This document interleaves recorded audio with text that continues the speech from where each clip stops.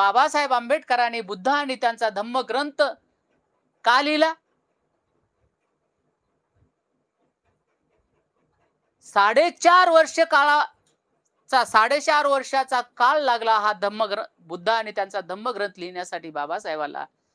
आणि बाबासाहेबाला या जे भारतामधील जे काय या जगामधील जे लोक आहेत, दारिद्र्याने दुःखाने ग्रसित लोक आहेत, तर या ग्रसित लोकांवर बाबासाहेबांच्या हृदयामध्ये करुणा, त्यांच्याबद्दलची करुणा निर्माण झाली.